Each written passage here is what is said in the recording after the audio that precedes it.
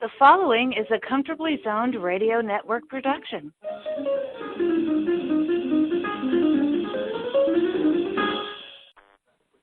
Thank you, Charlie Olson. We are back when the Jints and the Bums played in New York along with them Yankees. I'm Ralph Tyko with the Comfortably Zoned Radio Network, and the two mavens of New York in the 50s are here. Noel Hynd, how are you, sir? I'm just fine, as you know. I know you are, and we're grateful for it. How about that? Thank you. Mr. Alan Blumkin is here, and he's fine, too. Good afternoon, everybody. It's about 35 degrees here. Speak for yourself. It's still morning here. Yeah. I would laugh and say, well, it's New York, this, that, and the other thing, and think to myself, I'm in California. It's great. It's been 45, 50 degrees here. We've had a very cold, nasty spell. First one of the winter season. I saw on the Weather Channel there was snow down there. Near L.A., yeah. Oh, near L.A. Well, I'm in Northern California, and no snow, but weird weather patterns across the nation in the last few years. Well, we're supposed to get hit tomorrow and Monday here, yeah. Could anything be attributed to climate change, or is that just science? That's just a hoax. There's another denier. Science. Yeah. There's another denier, the president of Brazil. Well, yeah, he would be. Yeah. In today's day and age of picking up Google and just Googling it, you get some scientific explanations for what's going on.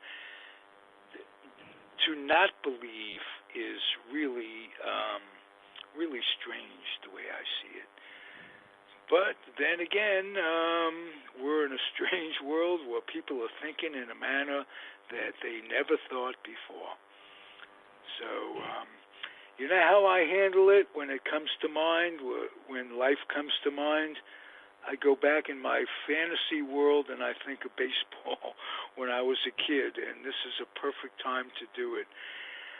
Alan and I were talking before Noel got in the pre-show conversation that we'd like to talk about managers from the days of yore, as it were. And let's start out with one of the ones that Alan thinks was not a good manager, Charlie Dressen. Alan, okay. Well, I think he was extremely overrated, and he first of all, he blew the pennant in 1951 because the starters were basically worn down, and he had Clem Labine. Clem Labine disobeyed him by giving up all Grand Slam home run to Pudd'nhead Jones from pitching without a windup, or with a windup. And he didn't use Labine at all until Game 2 of the playoff series, where they pitched a shutout.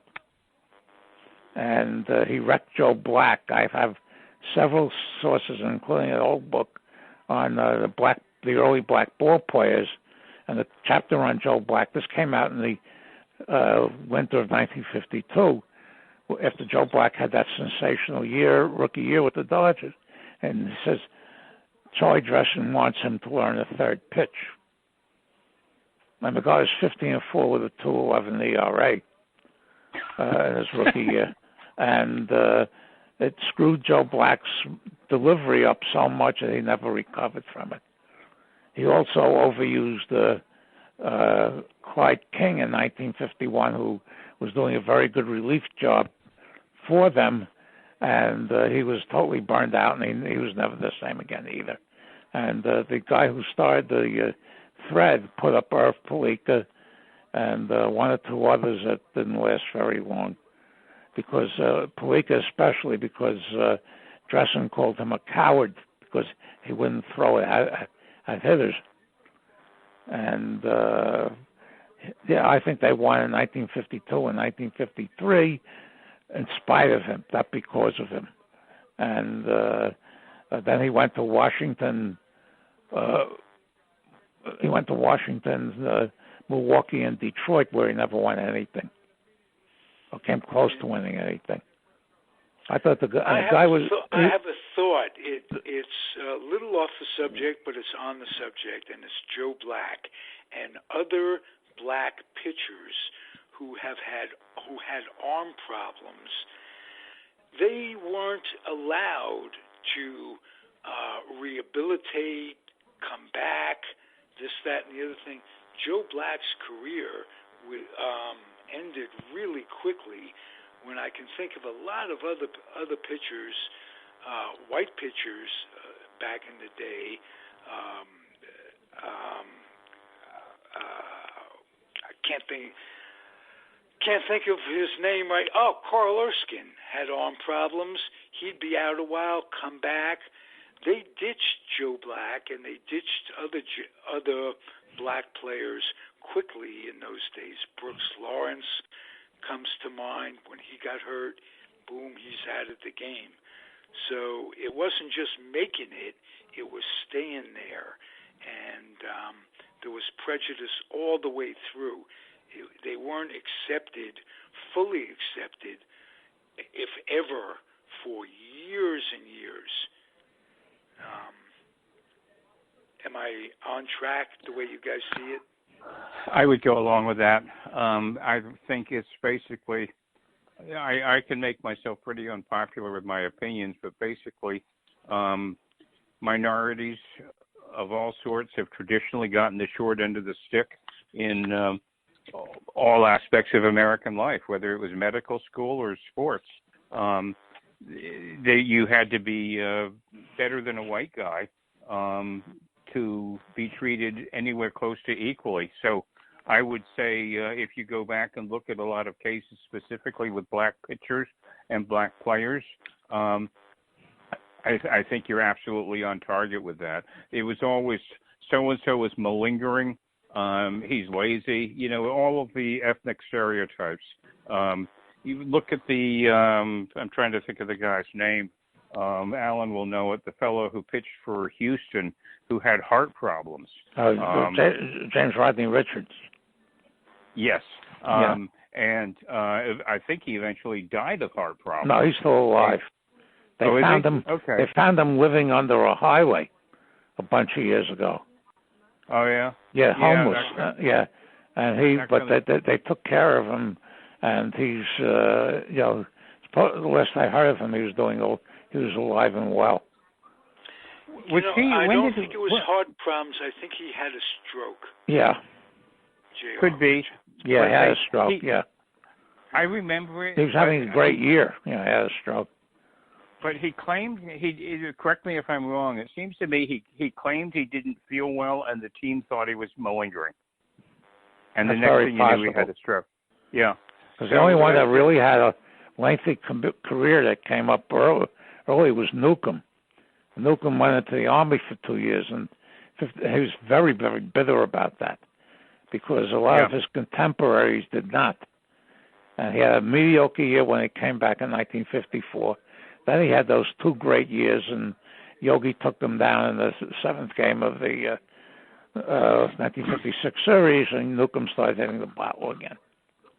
Yeah. Did you think Newcomb was overused in those years? Probably, yeah. Well, I know that in 1950, when Bert Schotten was managing them, Newcomb became the last pitcher to attempt to. I was at a doubleheader Yankee Stadium where Wilbur Wood started both games, and he got creamed in the first inning of the first game, so he didn't pitch very long. Newcomb in 1950 tried to pitch a doubleheader, and he got into. I don't remember. He got into past the 6th and into the 7th inning on both, on the second game. So yeah, these managers tended to overuse pitchers in the stretch when things were falling apart. And Dressen in the Bobby Thompson game had no relievers that he had confidence in. And he couldn't use Labine because Labine had pitched the whole game the day before. So he had two starters warming up in the bullpen, Erskine and Branca. And he brings in Branca, who Thompson hit a home run off of in game one. And we all know what happened.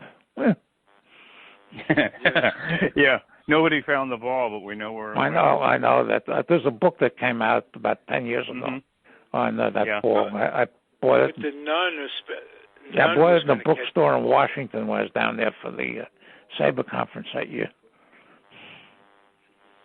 Yeah, that was a great book.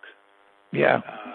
But somebody actually, the ball went into the stands. I mean, when I was, at the Game 7 in 1960, the Mazereski home run went over the wall, so about half a dozen people showed up claiming that was the ball. Nobody knew anything. Yeah. One of the fans that allegedly caught the ball was a nun, and that was a big part of the book, tracing it back. Very interesting book. Not much baseball, but every now and again you got to read a book that's not much baseball. Just if you're me, anyway. I will ask you, because I want to hear your voice a little more this morning, Noel, rather than mine, about Walter Alston. And my question is, what about Walter Alston made him survive all those years? What was a character trait of his, or what do you attribute his survival to? Well, interesting question, and I'm more of a, I can give you more insights on the Giants and the Dodgers, but I can remember Alston very well, and it seems to me, and Alan can correct me or you can correct me, he had a good temperament to go with the organization he was with, to get along with the proper players, to get along with O'Malley. A lot of managers in his position would have asked for something more secure than a one-year contract for 22 years or whatever it was. So I think his overall personality worked well, and of course the team won often enough so that management wouldn't pull the plug on him. He obviously was the skipper. He was the skipper of the 55 team, wasn't he? Yes. Yes, he was. 54 was his first year. Yeah. So he's a little bit like Francona in Boston. He's the guy who finally brought the championship in. So you've got some brownie points to go along for several years for that. The Dodgers they had a poor season in 58, but they were never a disgrace. And then in 59, they're back on top again.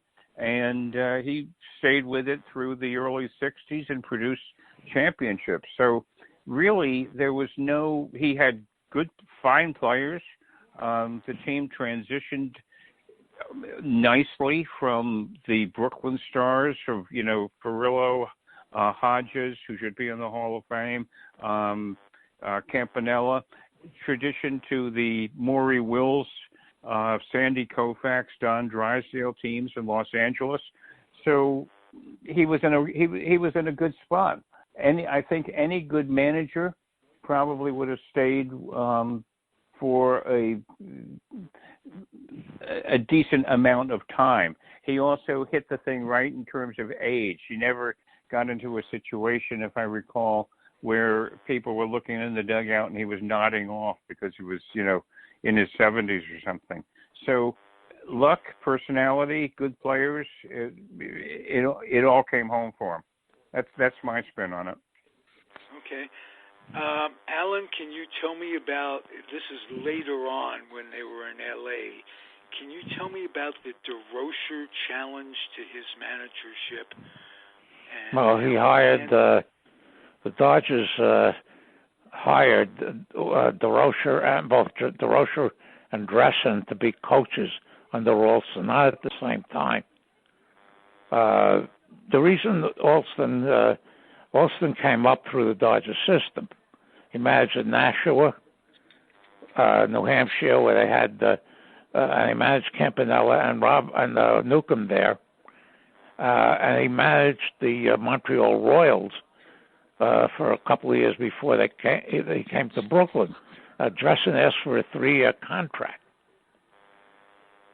Dressen asked for a 3-year contract because of certain other managers in the National League had it. And O'Malley, remembered that in 1937 that they paid Casey Stengel a year for not managing. So he said, I don't know whether this was sincere or not, that if Dressen wanted a 1-year contract, he could have it. But he was not going to pay 3 years. Dressen's wife told Dressen, don't sign it. So they fired him, and they brought in Alston, because Alston had come up through the system. Alston also, one of the reasons for his success was he was physically imposing. There were a couple of times that players challenged him, and they wouldn't start a fight because they knew that he could beat the crap out of them. But he had coaches under him. He knew how to manage. I mean, he won 7 pennants for them, and he managed Koufax very well. I mean, the only time they really fell into the sink after 1958 was after 1966 when Koufax and retired and Wills was traded because Wills went home early from a Japanese trip. And, he knew what to do. He had very, very good coaches on them. He had a pitching coach named Joe Becker through the years, who was a very good pitching coach. And, he had the mentality that as long as he did decently, didn't cause any negative publicity or whatever, that he could stay there as long as he wanted to. What did they get for Wills from Pittsburgh? They got Wills did pretty well. Bob Bailey, who was a bonus baby, who was very disappointing, big bonus baby, and Gene Michael, who was a mediocre player. Of course, later went on to be the general manager of the Yankees. That's what they got for him. Well, they didn't get much. And they got Wills back. Some good years. They got him a few years later because Pirates put him up in the expansion draft to Montreal, and Montreal traded him back to the Dodgers. Oh, very interesting. Very interesting. Yeah, Alston. I'd never realized that, but Alston for the day was a big guy. Alan I just looked him up in Baseball Reference. 6'2", 195 he was listed as. And, I guess he was could be a tough guy, but his personality was pretty easygoing, wasn't it? No, he was very, very mild-mannered most of the time. Yeah, that's how it came across. Yeah. I guess if you're 6'2", 195, you can be mild-mannered. Yeah, Jackie Robinson didn't go along with him because Jackie Robinson was tied, after those years was still tied to Branch Rickey, who O'Malley hated. So anything coming from O'Malley, Robinson didn't like very much, but Jackie was aging at that point. Mm-hmm. Right. But O'Malley had a policy: he'd fine any employee that mentioned Rickey. Yeah. Yeah. But This is what O'Malley wanted, and he was comfortable with it.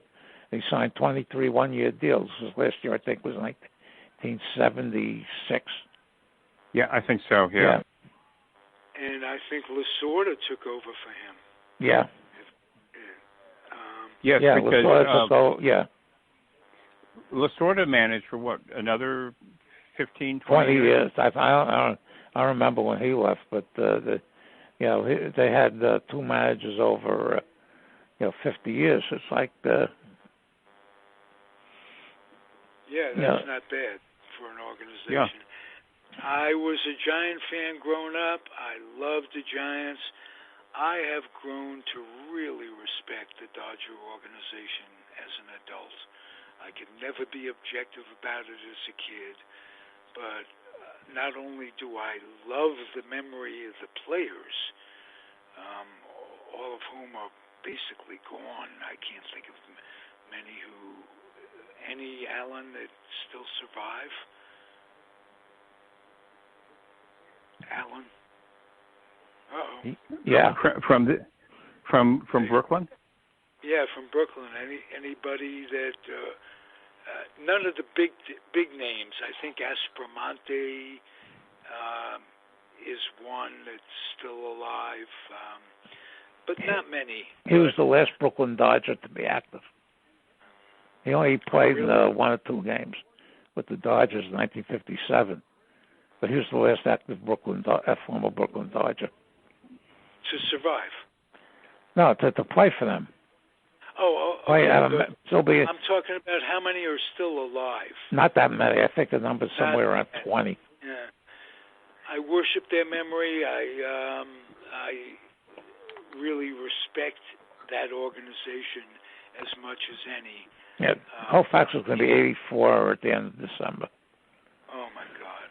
Yeah. Does that make me feel? Yeah. Makes all of us... Erskine will be 92. Holy. Yeah. Erskine's the only one left of from the early 50s. What about if I can stay with that for a second? When I did my revised version of the Giants of the Polo Grounds, I did a dedication up front to the guys who were surviving members of both the Giants and the Dodgers when the book was published. So this goes back about a year or so. But I'm just glancing at it now. Is Roger Craig still alive? Yes. Yes. And Erskine, of course, is still alive. What about Jim Gentile? Yes. Randy Jackson just died. Yeah, Newcomb died early in the year. Here's some remote names: Fred Kipp, Joe Landrum, Glenn Mickens. No, Mickens died a couple of months ago. Okay. Pignatano? Mickens I've never heard of. Pignatano was still alive. Was Mickens a Dodger? Yeah. I never heard of him. They brought him up the same time as they brought up another pitcher named Bob Milliken. So their names are pretty close. Names are pretty close. This is, I think, in 1953. I just Googled Glenn Mickens, and he died in July of this year. Yeah, I know. Yeah. I'm not sure how many games he played for the Dodgers. Probably very few. Yeah. Not very many. Very few. Yeah, but there's only about 18 survivors from each of the two teams now. The only one that's left from the 51 Giants is Mays. Right. Yep. I think 54 is Antonelli and Mays. Yeah. Bill White is still alive. Oh, yes. But he didn't I don't think he was there in 54. No, he was there in 56. No. He was there as a 56, a rookie. They went to the Army for 1 year. They came back in 58. Right, and they traded him for Sam Jones. Sam Jones, a couple of decent years. The Giants back then had 1,000 first basemen. Cepeda, McCovey, a lot of them. Yeah. Yeah, they had first baseman in the outfield. I think even Willie Kirkland could play first base, but never did, or rarely did. I remember the Giants when McCovey came in. They tried Cepeda at third base, and he made 5 errors in 2 games there. So then they put him in the outfield. Yeah. Yeah, they couldn't decide. Cepeda in left, McCovey at first. Who was the lesser of the evils out there? And if you ever want to get an old-time San Francisco Giant fan pissed off, just mention the Cepeda trade to St. Louis. Yeah, for Ray Sadecki, yeah. Yeah. Sorry, Ralph. I didn't mean to. Go ahead. Interesting. as an old Giant fan and an apologist because the Mets came along, Sadecki really helped the Mets win. Yes, he did. So without him, as a follower of both teams, he has a strange memory in my mind. Yeah, another great one was Gaylord Perry for Sam McDowell. Right. Yeah. Sudden Sam. Yeah. Really tests baseball and its hypocrisy. He was a cheater, Gaylord Perry. Pure and simple. He was a cheater, and it was almost cute to Negro and those guys. How can they disguise the ball and all that? But now cheating is looked at a little differently, and you got Astrogate is coming on, and there's a lot of hypocrisy. Yeah, basically, I remember Preacher Rowe writing an article for Sports Illustrated after he retired about how he threw spitballs. Yeah, I remember that.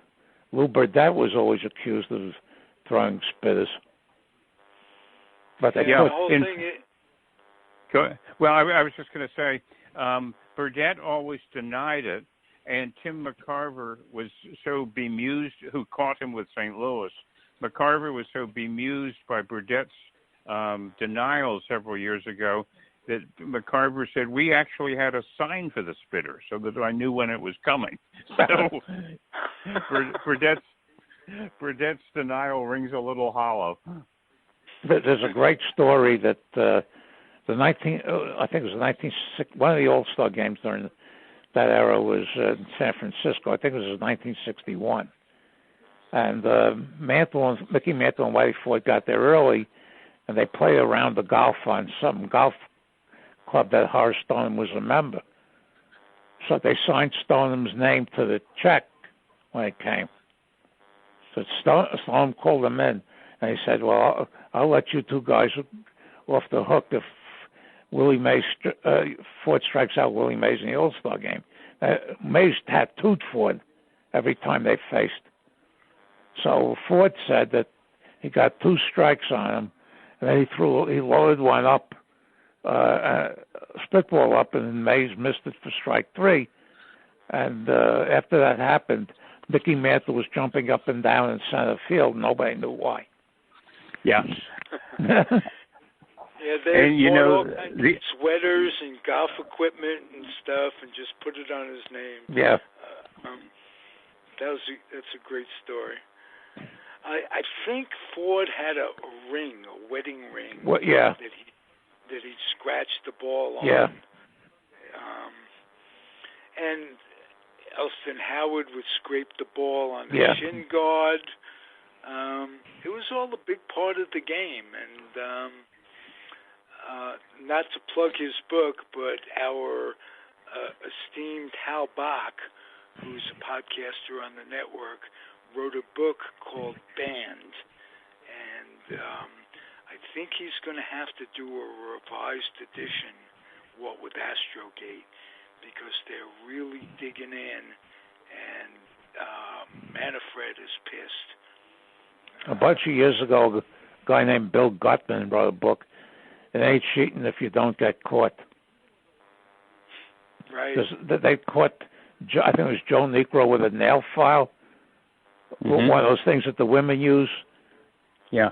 In this back pocket, and then other instances where they actually caught the pitchers using foreign objects to shade a ball. Of course, during the dead ball era, this was unnecessary.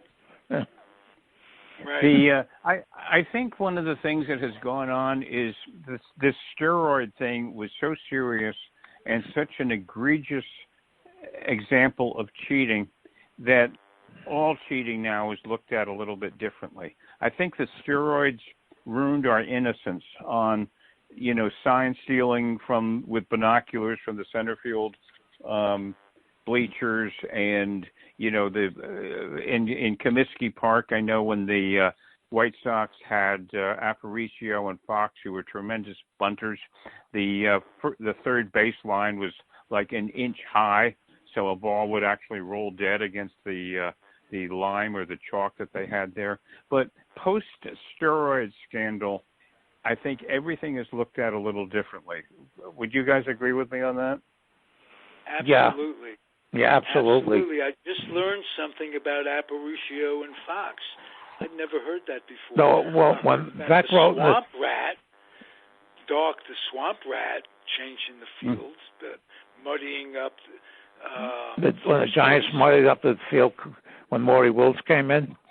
Right. And exactly. But Bill Veck in his book Veckers and Rec discusses how he got one of the great groundskeepers, and in 1948 the infield they would put each section based on the needs of the four infielders. Oh, I don't remember reading that. Oh yeah, it's in Veckers and Rec. How great that book was. Yeah. And the he says it's all gamesmanship.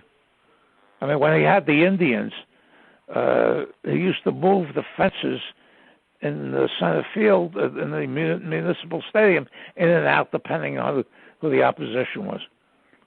Yeah, the fences came in when the St. Louis Browns were playing there. The fences came in, and the fences went back when the Yankees were coming in. Yeah, but they finally passed the rule against it. And they asked him why he did it, because he says there's no rules against it. Mm-hmm. Then they finally put rules against it. They finally put in about changing dimensions, because the Pirates had this area in left field, which was Greenberg Gardens and Kiner's Corner, where they brought the left field in 30 feet, and then when they traded Kiner to the Cubs, they had to leave it in the rest of the season because they couldn't change it. I asked Frank Thomas a bunch of years ago at the convention in Pittsburgh, what was your reaction when they took it out? He said he cried. Yeah. Is Frank Thomas still alive, by the way? Yeah, he was at the convention in Pittsburgh in 2018. He's 90 years old now. Yeah, I was going to say. Still as ornery as ever. Oh, is he ornery? Oh, basically, yeah, because they did a panel on Branch Rickey there when he was with the Pirates. And Thomas was signed by that Rickey. And he put in scouting reports that this guy has everything, and he wouldn't pay him squat. Yeah. So Thomas was still very bitter about that. Well, I can certainly understand that. I mean, those general managers and those owners, you could have been becoming wealthier over your playing career, and these guys stood in your way, and you had no recourse. Ian Slaughter said when Rickey was with the Cardinals, he'd open up the vault to get you a nickel change. Yeah. Right. But you want to discuss Durocher? Let Noel bring him up. Well, I sort of have mixed reaction to Leo. I've never particularly personally liked him, but I've got to admit that in certain years, in certain situations, he was a pretty good manager. It's funny, you could make the case that he was actually overrated because he managed for a number of years, and I believe he only won 3 pennants. Yeah. And how many world championships did he win? I think One. Yeah, 1954, that was it. Yeah. So how great a manager really was he when you figure how many really great players he had? He was abrasive as hell. I spent a lot of time in the Giants book talking about Durocher. He used to hang around with gangsters, quasi-gangsters, and wannabe gangsters. But, when it came to playing Jackie Robinson, he basically, and Willie Mays, he basically said, I'm going with these guys. They're damn fine players. They're going to be on the field as long as I'm the manager. And it would appear that he really had no problems with race. And, you have to give him credit for that because he was ahead of a lot of other people of his time. I'm going to throw a question to Alan, who might know better. In terms of Durocher handling black players and black talent, and just to step back for a second, I know when Durocher was managing the Giants, they had two black players. I guess it was Mays and Irvin, and he was complaining to Stoneham every day about wanting to bring up Hank Thompson, but there was a unwritten rule that no more than two on any one team at one time. Of course, the Dodgers had three, and they were in first place, so much for rules like that. But it almost seemed like Durocher, as being a proponent of black talent, enjoyed pissing a lot of other people off.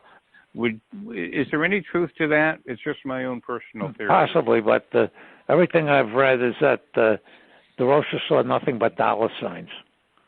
Yeah. When he made that speech, when some of the Dodgers were bringing up a petition against Jackie Robinson, he said, that whole thing. It says, I don't care if he's yellow, green, or has stripes like a zebra. I think he said fucking zebra. Yeah, he did, yeah. It says that this guy can help us win, and he's only the first. Yep. And he was also bitching to Rickey in 1948 when the Bruce Edwards, who was the regular catcher in 1947, came down with a bad arm, and he was bitching basically until he got, he left the Dodgers for Campanella. And Rickey was using Campanella to open up the color line in the American Association. And almost every day, because they had no real good, decent catcher, he was screaming for Campanella. They finally brought him up in June, I think it was. But he never saw one of Leo was, let's put it gently, not a nice man. Yeah. But he never saw color. Always says this guy can help me win, make me more money. Yeah. There was an echo of John McGraw in that, too, because when McGraw was, I believe, still managing at Baltimore, he had a scheme to bring up a very, very light-skinned black player, and some of the other teams got wind of it and complained to the commissioner, and hence he wasn't allowed to do it. Yeah, he was trying to pass the guy off as an Indian.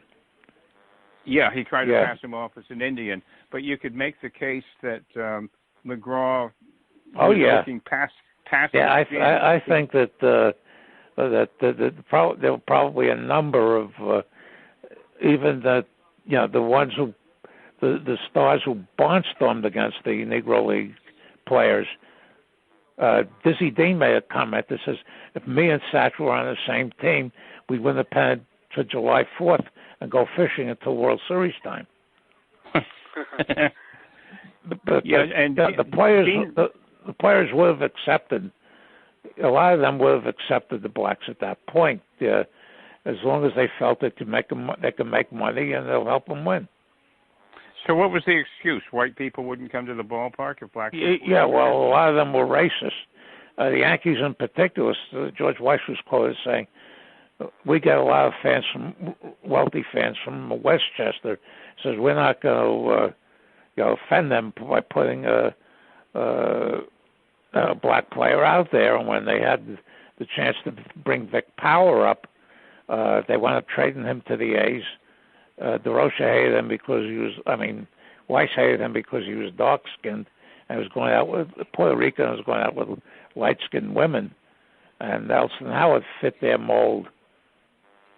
Yeah. So they brought him up. But in those days, the National League was, outside of the Indians and the White Sox, the National League was much more progressive in bringing up black ball players. Can you guys tell me about Hank Thompson? You mentioned bringing him up, quote. I think he was with St. Louis. He came up. Yeah, with the he came up to the Giants and how did they get him? How did they get him from St. Louis as a free agent? Okay, so he came up to the Giants in either late 1949 or 1950, but he was a drinker. And when Mays came up in 1951, Hank Thompson was having a terrible year, so they sent him to AAA for a couple of months and put Bobby Thompson at third base. Because Bobby Thompson was playing center field before Mays came in. Right. They realigned. A footnote on that: the St. Louis that Thompson was with was the Browns, of course, not the Cardinals. Yeah. Right. But the thing he was like the third black to come up after they had two of them. Another black, a Negro League superstar named Willard Brown, who couldn't handle it and went back to the Negro Leagues. Okay. Because those days there's a lot of hotels that banned them. I mean, the 42 movie about Jackie Robinson, they had when they went to this Philly hotel, and the hotel wouldn't accept blacks. And there was a very big realistic movie. Am I correct? Yeah. The more I saw, and the actor who played Jackie Robinson looked like Jackie Robinson back in those days. Yeah. And what was a big irony for me is that one of the kids that was chasing the train was portrayed. They even used his name, the glider. Ed Charles. Yeah. Ed Charles, and just as a kid with a dream to play in the Majors, can you imagine what Jackie Robinson meant to kids? Yeah, when I was a kid, I hated Robinson and Campanelli and Newcomb Gilly, not because they were black, but because they were Dodgers. Right, me too. Me too. You want to do a little bit on Casey Stengel, or you want to wait till next time? Let's do that in another show. Okay, fine. Good. Anything you want to close with, Noel? Any thoughts? Complete. Nothing really. Just the one thought that flashed through my mind: the whole concept of racism is just so incredibly, I mean, beyond the how repugnant it is, but the actual stupidity of it and the absurdity. I've done some writing about the theater in New York and in Paris during the 1920s. And one of the people who I'm a fan of, although she's long gone, was Josephine Baker. And when she was a star on Broadway, she African-American, obviously, from St. Louis eventually, and became a huge star in Paris and then in New York. She wanted to shop at, when she was making a lot of money, she wanted to shop at Saks Fifth Avenue, and they wouldn't allow her in the store because of her skin color. I mean, how fucking stupid does it get? Well, it's, there you go. Well, that's my closing I can just thought. tell you, they allowed my mother in the store. So, and my mother would shop in Saks Fifth Avenue, and there were bargain racks. And she would get in. She would take me to shop, and Lauren Bacall would take Humphrey Bogart's little boy to shop, and my mother and her. Pardon? In the 50s. Stevie. That must have been Stevie Bogart. He was at Penn when I was there. But go ahead. Oh, really? Okay. Yeah. Well, they would fight. My mother was a middle-class Jewish woman from Queens. Okay. Lauren Bacall was Lauren Bacall. They would fight over, not fight physically, but the bargain rack. They put out purses and stuff like that. Oh yeah. And she was Lauren Bacall. She grabbed at those bargains. She'd just a memory I have as a kid. But she's Jewish. She was Jewish. Oh, really? Her real name was Betty Persky. That's right. Yeah. That's right. Yeah. That explained. You get a little curious. 60 years later, I put it all together. You could take the Jew out of New York, but yeah, a lot of them back then changed their names. There's a list of this in the almanac every year. Oh, who was? I flashed on something. Now I'm putting together a book of lists. A list of folks who will barter their goods and services for cannabis, and I'm doing that. And I brought to mind Wallace, the great author. His kids put out the original book of lists, and they were named Walchinsky. Yeah, they that's right. Their name, and I was born a Tikachinsky, and my father had it shortened when I was in kindergarten for convenience sake to Tyko. It made no sense, the name, but he just took off the TYKO and left it. So I think of Wallace and Walchinsky, and how people, it wasn't just blacks, it was all the different people. Jews had to cover up their ethnicity to get a job, to get right jobs, and what have you. It's a strange world, and the more things change, the more they stay the same, because we have a president that's taken us back to those days of hatred. We got to do something about that. Let's get the vote out. That's the only way. How about that? What a terrific show. Thank you, guys. Thank you. Thank you, and I guess we'll talk again next week. Yeah, glad you recovered, Noel. I'm absolutely glad. You had us worried, my friend. If I had seen myself, I would have been worried too. I'm, as I said, still sorting it out a little bit, but no injury, no illness, just a couple procedures. It's less than getting a hernia fixed. So there's no real long-term problem. So I'm grateful, and thank you for your good wishes. Good. Okay, take care, everybody. Well, gentlemen, see you next week. Thank you for listening, everybody. Comfortably Zoned Radio Network. Again, box up some new or lightly used children's books and take them down to Head Start. Thank you from all three of us. Adios, everybody. We'll catch you soon. Thank you, Ralph. Take care. Bye. The proceeding has been a Comfortably Zoned Network production. You are advised to keep your dreams wet, your humor dry, your children and grandchildren out of military recruiting offices and off the laps of clerics who wear dresses. Thank you for listening, everyone. Happy trails.